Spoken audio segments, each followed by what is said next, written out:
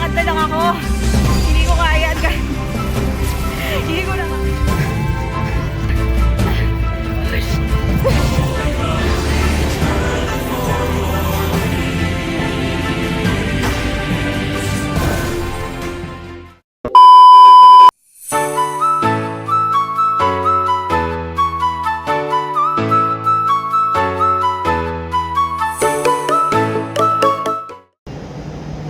Hello guys, welcome back to my channel again and again and again. And ayun nga, nandito na naman ako sa MOA site, MOA Concert Grounds. And yeah, another day, another run. Sure. Ayun, so I'll be running in the Manila leg for the Milo Marathon. And obviously, just go. Medyo pressure cooker to. Dahil pressure cooker to dahil kailangan natin matapos ang 21 km within the time of 2 hours and 30 minutes. So 2.5 hours. Ayan. Kaya naman, pero hindi ko lang alam kung kakayanin ngayon. Kasi sa mga training ko naman is ano naman siya, okay naman siya. So, syempre, iba yung actual na. Ayun. So, let's see and find out.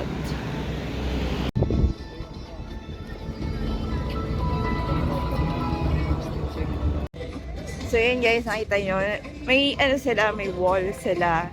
Kung saan nandun yung lahat ng official na nag-register for the 21K. Sa likod naman yun yung 10 km. So, syempre sa 21K tayo naka-register. So, nakita natin yung pangalan natin doon. By alphabetical order siya. So, good luck doon sa mga nakalagay na pangalan doon. Alam ko naman lahat yun, nakapag-train naman siguro. Kasi hindi naman sasali yan dito kung hindi ka nakapag-train ng maayos. Ayun. Kasi medyo ano lang sa time. So, medyo strict dito.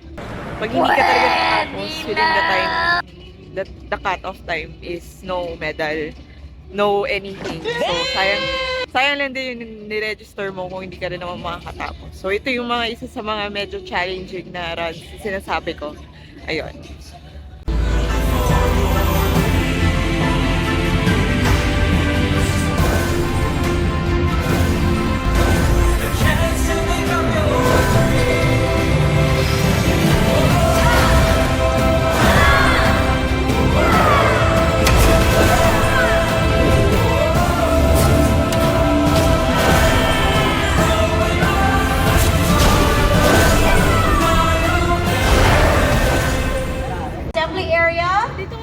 Will be opening soon for our 21K runners. Please stand by for announcements. Ayun guys, this is it. Assembly na ng 21K. Hopefully, dun kasi yung main ano talaga, warm up program. Yun, dun sa may ano. 21. Guys. 21. Oh my God. May bata. Good luck. 21. Morning po, good luck. Thank you. Ayan. So, tinatakan for ano lang, for confirmation siguro, I'm not sure. Like I said, this is the first time I will be running for the Milo Marathon. Binabalak ko na siya last year, pero sabi ko parang hindi enough kung magte-10K lang ako. Sabi ko, sige, I'll train for the 21K. So, last year, nagpo-focus na talaga ako for the 21K running, yun nga. So, push. Ano, LSDs, tempo runs, ano, tingnan natin. Tapos ngayon lang tayo nagkaroon ng guts na sumali for the Milo Marathon. So,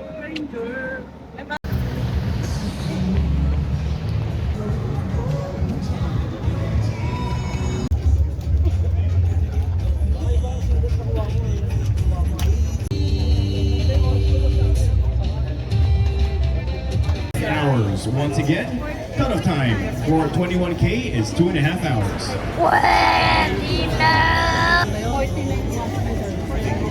Magandang umaga po sa inyong lahat. I'm Breeze Diaz. Good morning, Good morning, everyone. My name is Vince Velasco, and thank you so much for joining us. You are part of the first leg of the 2026 edition of the National Milo Marathon, which is incredibly special. It is year number 50, 50 of the Imagine. National Milo Marathon. Wow, we started in 1974 and this is the country's longest running series, and still this year, just like the many years of the Milo Marathon, we are over sold out. Imagine we are about 28,000 runners strong! I've always looked forward, to every single race of the Milo Marathon, and I'm sure yung mga kasama namin ngayong umaga na to, may mga Milo story din, di We ba? all have our Milo story from Milo Olympics, from of course all accounts throughout the summer, but this year is also incredibly special as we have 15 legs, that is 1-5, throughout the entire country. So we highly encourage all of you to collect those medals all throughout the entire country, of course, and thank you so much for being part of the 50th anniversary of the National Milo Marathon. A lot of things to celebrate, but again, so nakita natin, di ba, 50 years of the National Milo Marathon. We have 15 races all over the country, and in just 2 years ago, Milo in the Philippines also celebrated 60 years. So congratulations to our friends from Milo, and congratulations to our runners, our 21K runners that have showed up early this morning. Good morning to you. First, quick check. First time 21K runners. First time 21K. Hands up. Marami ba? First time 21. Marami. All these Wow. athletes are wanting, di ba, to finish strong this morning. At maraming salamat for choosing to run with us. Speaking of elite athletes, we just want to Yes. quickly remind those that if you are gunning to finish top 3 or podium, we encourage you to please move to the front. Dito po sa harap yung mga elite runners. But for most of our runners that are, of course, running on their own pace, di ba? Hindi natin po kailangang magtulakan or pumunta sa may pinaka.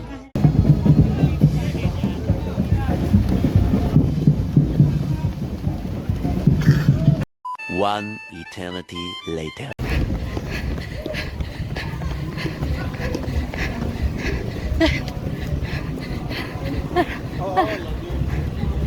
Let's go!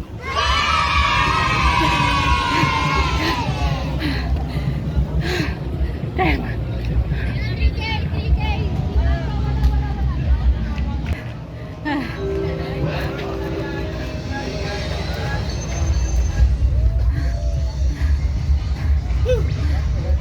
Let's go. 2:10. PR pero grabe yung U-turn. Tangina. Hinihiningin na nga.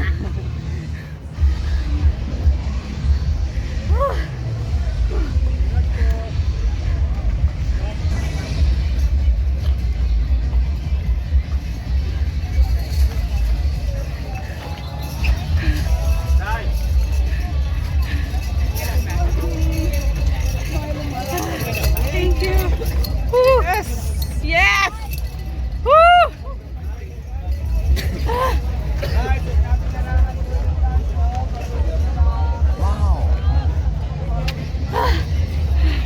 Tangina. Yung pagod at puyat at dugo ko. Ayun guys, so I got my entitlement kasi nakatapos tayo. Ayun. I'm proud na nakatapos ako. Whew. One of my achievements for 2026, be able to compete, able to finish the Milo Marathon. It's one of the toughest and gruesome marathons here. So, ayan. Oh my God. May next pa naman ako. It's the Sante Bardi sa March 15. Hopefully, good time din. Pero no time pressure yon, so pwede ako mag-chillax ng onte. At grabe po dito, hindi ka pwede magbagal kasi pag nagbagal ka, baka hindi ka makatapos. Ayun, yun yung hindi mo dapat, hindi mangyari. Ayun.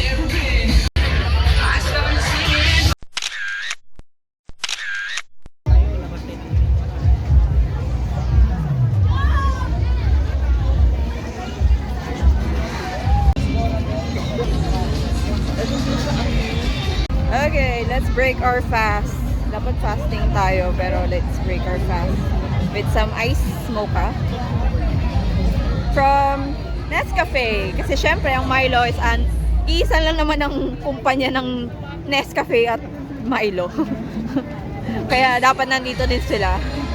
Kaya, ano ko na to yung ice, yung nasa can nila na ice coffee.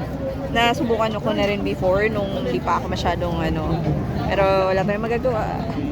Sapat ako ngayon abstinence from liquid calories, pero wala tayong magagawa, yun lang yung freebie. Mali yung pinilahan ko. Doon dapat pala ako sa black, pero doon ako sa ice mocha napunta. Sige.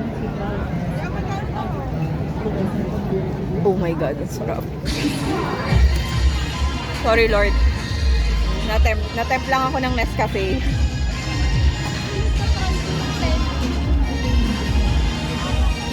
In fairness, masarap. Sarap siya.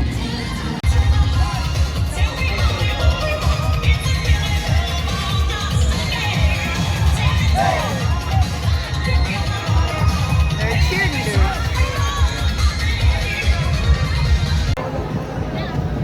Ayan guys, so kumuha tayo doon. Ano yun? Ayan, sa likod ko, yung Milo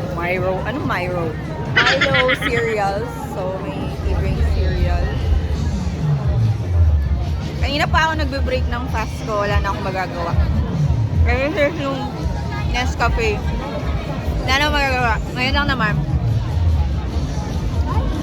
Bukas balik na ulit.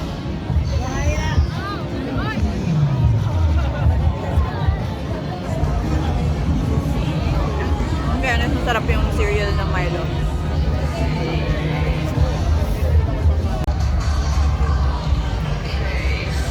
Ang dami ng tao.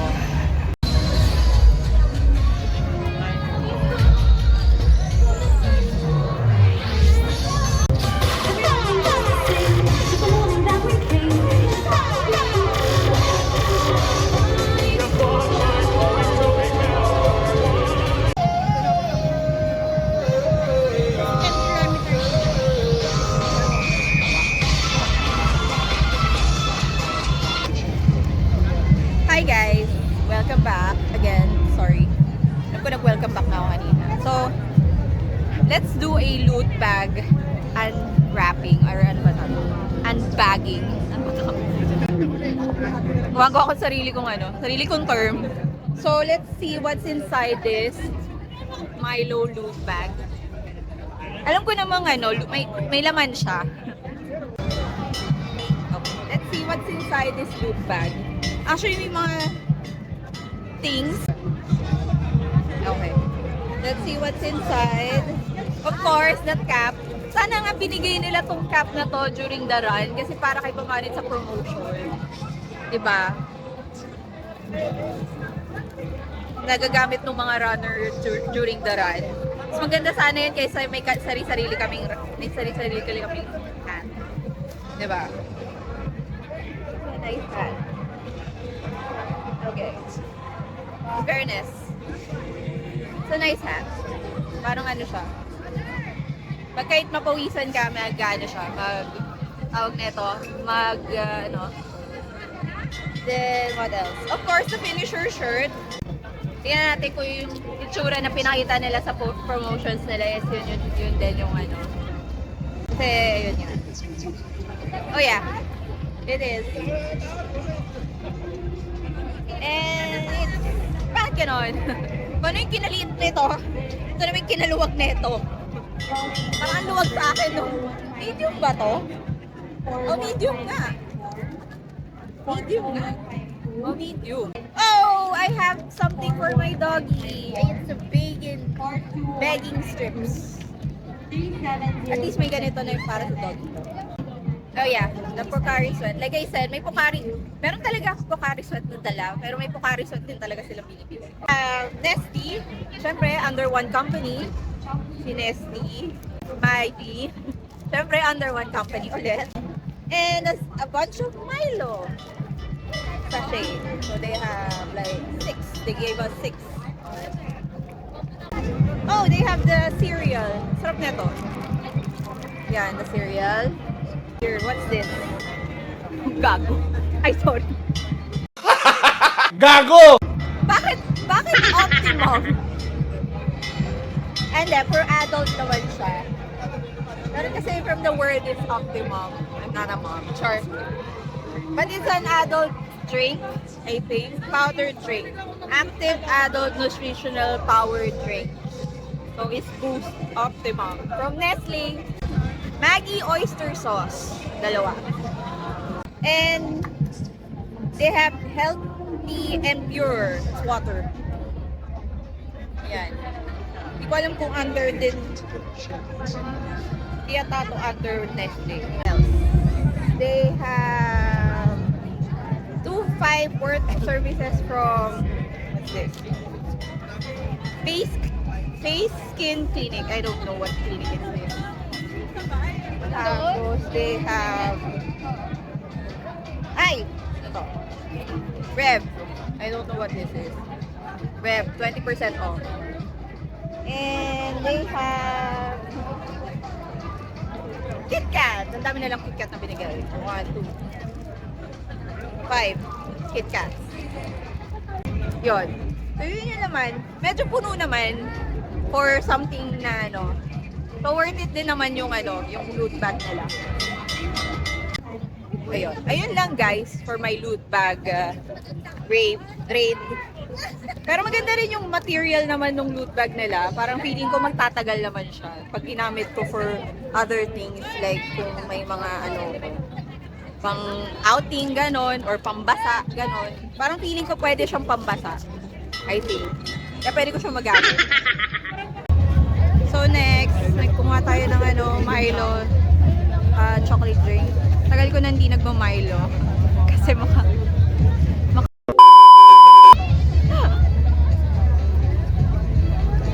pero in fairness more kasi siya more milky than chocolate.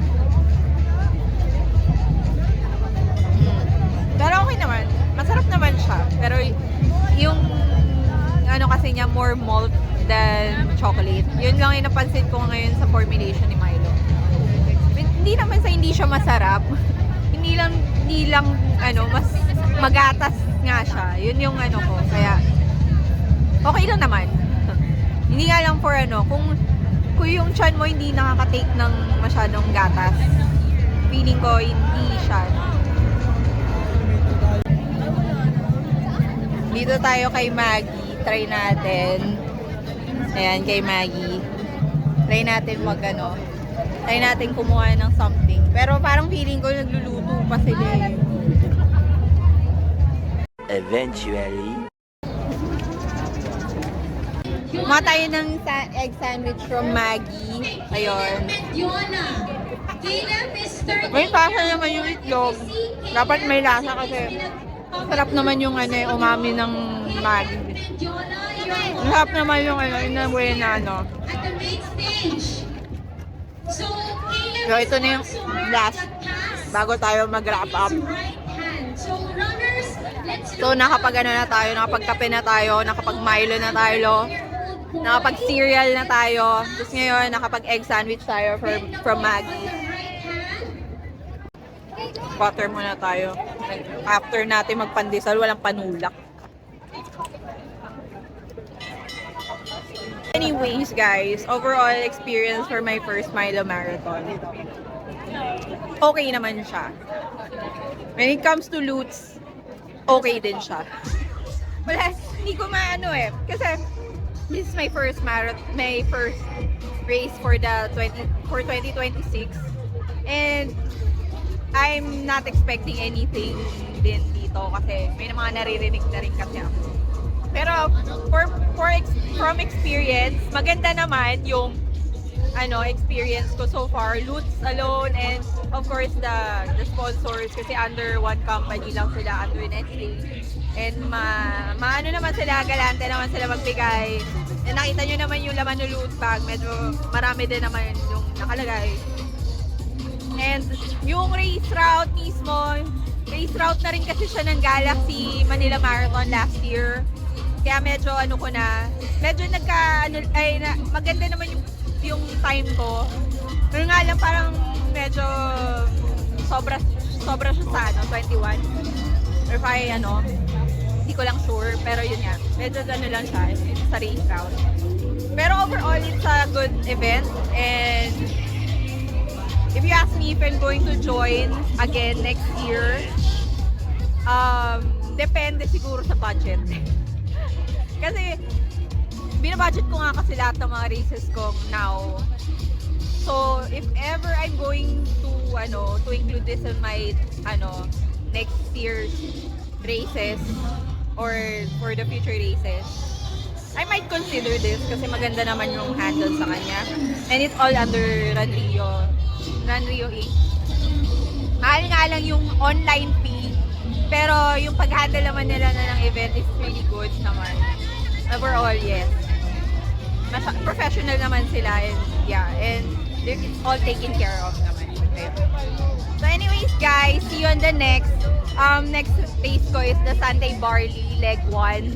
Yun, kukumpletuhin ko yung Sunday Barley. Hopefully good time ulit. Pero 16 kilometers lang yung yung leg 1. May mga leg 2, leg 3, and the finals pa. So ayun. See you on the next. Bye!